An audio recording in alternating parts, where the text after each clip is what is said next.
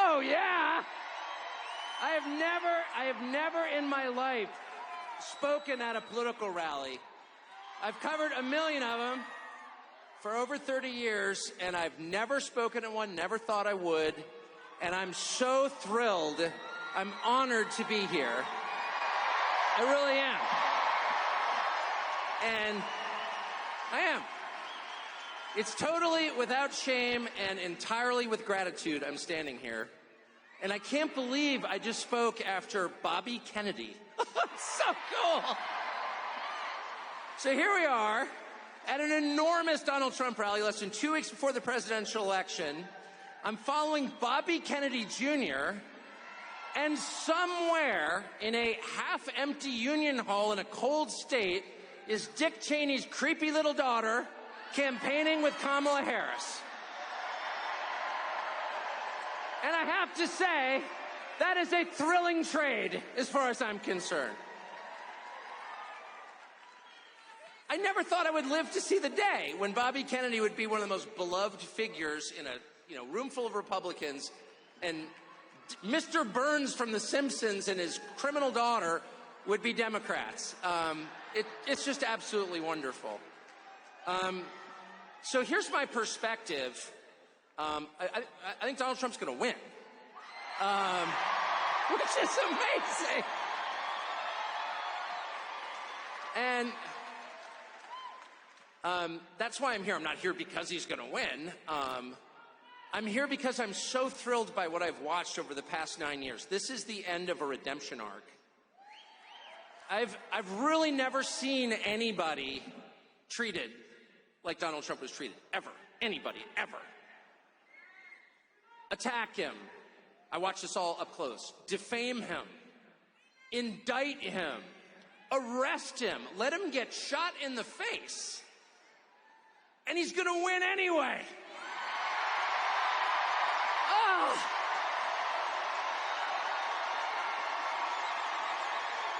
It is a triumph. It's a triumph.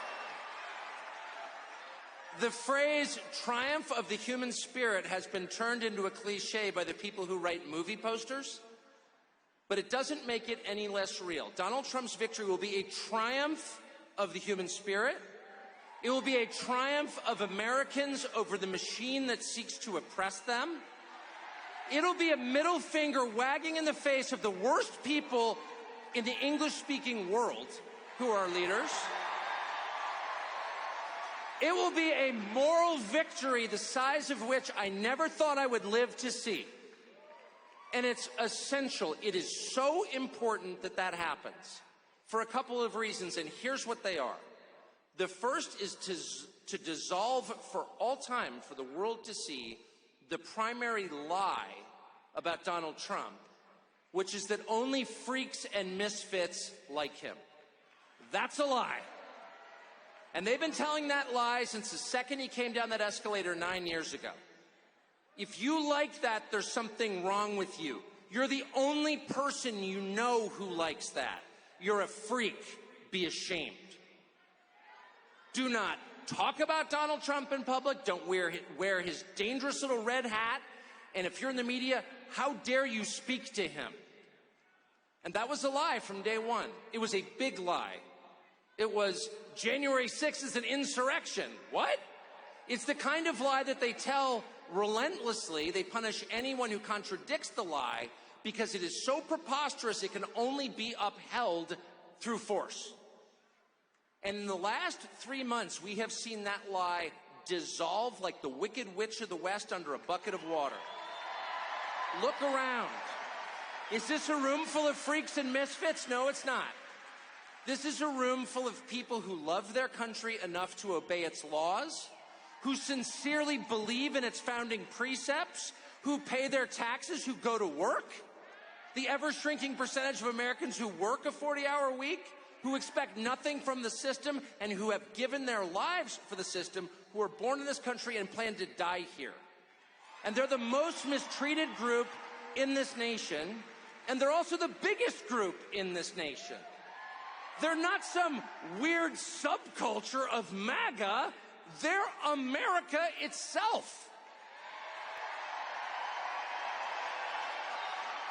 And the only people who are denying that are the freaks and the misfits, who it turns out are themselves a tiny, bizarre minority, a cult, who have controlled the rest of us through fear and aggression. And that has ended.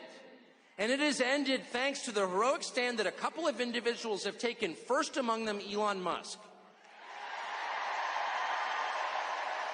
Elon Musk, who single-handedly saved the First Amendment to the Constitution, which, let me remind you, is not just a feature of America, it's the basis of America. It's the First Amendment for a reason. It's what separates the free from the enslaved. Slaves are not allowed to say what they think. Free men have God-given right to do so and will. And this is the only country on earth in which that is guaranteed. And without Elon Musk, it wouldn't be, because he stands alone as the owner of a media platform that is still open. There's only one, and it's X. It's foreign-born Elon Musk. And then for him to come out, and by the way, just for the record, I've taken not $1 from Elon Musk, okay? It's not a paid advertisement, it's just an observation. And this is heartfelt gratitude. And when you see the richest man on planet Earth stand up there in a t-shirt and start jumping around on stage, he's also one of the biggest federal contractors. People say, oh, he's got FU money. No, it's just the opposite. There is no such thing as FU money. The more money you have, the more vested you are. There's only FU poverty, actually, is the truth. And Elon Musk has more to lose than any living American by taking the position that he did, and he did it anyway. And so what's the message? If the person who's created the most, not just piles of cash, he's not Larry Fink, he's not worshiping money like our finance class, he's building things. And if that guy is for Donald Trump, and not only not ashamed of it, he's jumping around in a t-shirt, I can see his belly button, he's so excited, then maybe I'm not alone. Maybe I'm not the freak. Maybe what you're really watching is the tyranny of MSNBC, a channel with virtually no viewers, a channel on which almost every single person has a personal life so grotesquely weird, if you knew the details, you'd call for their arrest. That's just true. And those people, the unhappiest people in this nation, are defining the terms of the conversation? I don't think so. How'd they get away with that? The same way they got away with calling January 6th an insurrection for 3 years, by repeating it and by attacking anyone who disagreed. But it's an illusion. It's the Wizard of Oz. And once you pull back the curtain, the only thing back there is Joe Scarborough, you're like, wait a second. Why am I taking orders from this guy? He's a freak. I'm a normal person. And that realization has settled on this country, on the whole country, and you feel it. People are not afraid anymore, at all. I've got a bunch of kids, I text them, I'm going to go speak at a Trump rally. My kids, you go. I said, do you have a lot of friends who are voting for Kamala or whatever her name is? No, of course not. That's embarrassing. It has flipped. The story the country tells itself about reality has flipped. None of the normal people are supporting the Democratic machine. Tim Walz is supporting the Democratic machine. A man you would never allow to babysit your own children. That's the archetype. It's the party of weirdos, of envy, of hate, of resentment, of bitterness, of weakness, of a total lack of creativity. It's a party of conformity. It's a party of the machine, where it doesn't matter who the candidate is because individuals are immaterial. All that matters is the collective. That's the Soviet model. And opposing them is the rest of the country, slowly waking up to the fact that these people have no moral authority whatsoever. They have no legitimacy in a democracy where the government must rule by the consent of the governed. They have no consent. And the way that they've treated this country over the past 4 years is the most shocking thing I've ever seen in 55 years. To allow millions of people mostly young men with no skills and no English into our country illegally, and then fly them around at our expense and give them phones and put them on welfare programs that no American citizen can get? It is the most insulting. Yeah, boo. But it's worse than boo. That's the biggest crime in the history of the United States of America. And it takes incredible stones, incredible gall for the people who did that to stand up there on a stage and give you a lecture about how you're immoral. It's too much. And so that's the second important thing about this election, okay? The first is every person in this room needs to understand you are not in a despised minority. You are in an incredibly gentle and tolerant majority who put up with this crap for way too long. As they insulted not only you, but the memory of your ancestors who died for this country. They tore down statues to their memory. People have never built anything in their lives.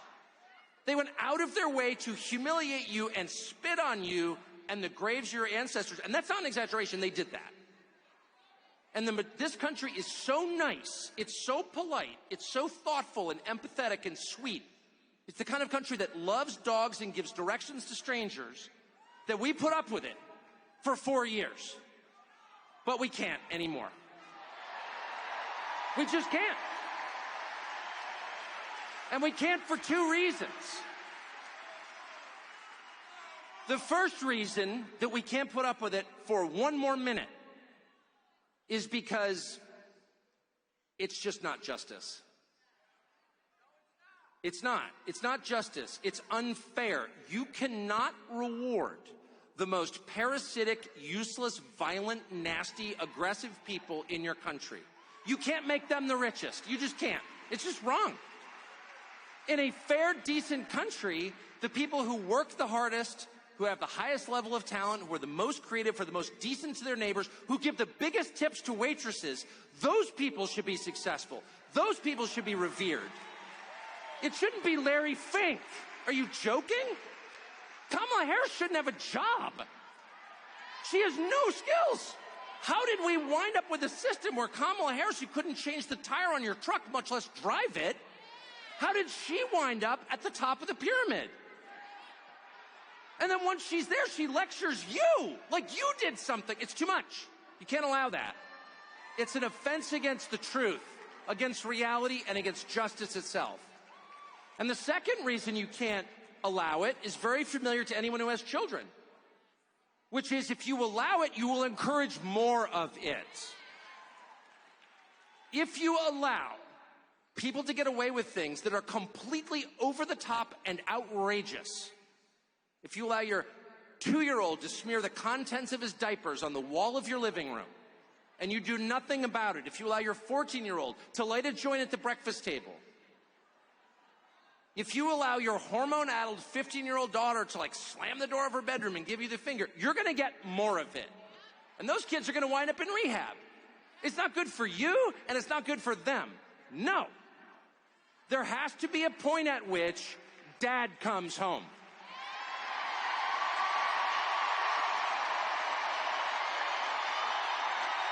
Yeah, that's right. Dad comes home. And he's pissed. Dad is pissed. He's not vengeful. He loves his children. Disobedient as they may be, he loves them. Because they're his children, they live in his house. But he's very disappointed in their behavior.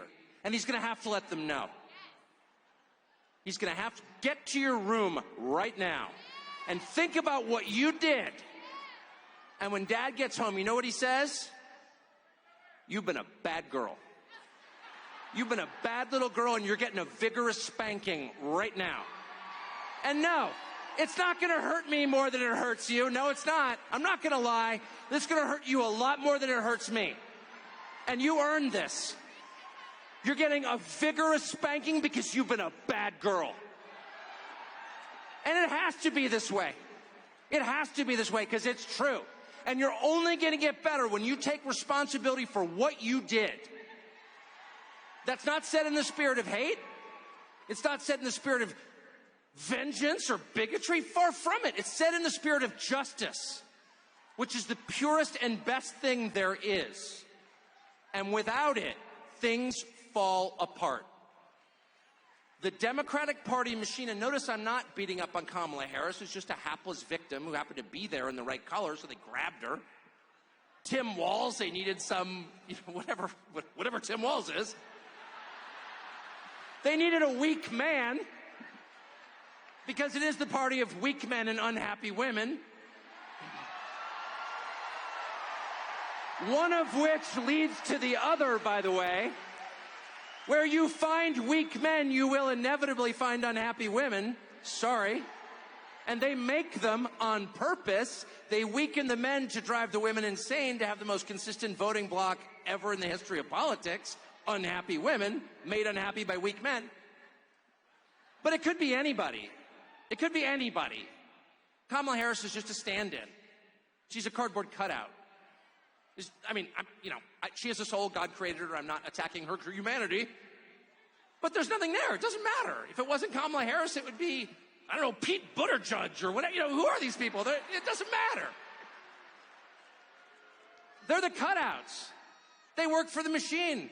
They're totally dispensable. They're replaceable. And they need to have limits set for them. And so on Election Day, and I sincerely believe Donald Trump's going to win. And if I thought he was going to lose, I'd be here anyway, by the way. I would. In fact, I would have been here earlier if I thought he was going to lose, just to make the point. I mean it. I don't like people who jump on the winning train, okay? I think Donald Trump's going to win.